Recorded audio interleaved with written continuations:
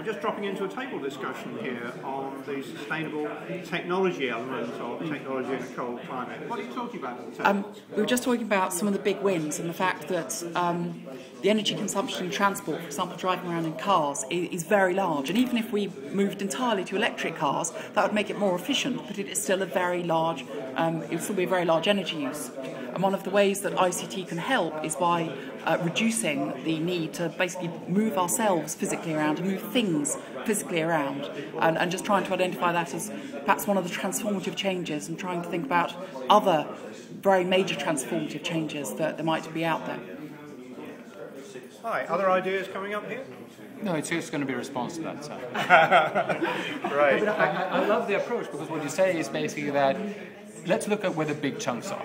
Don't look at the sort of small marginal improvements. But I'm actually looking at this chart here from David McKay's thing. So you've got, that's the, oh, hang on.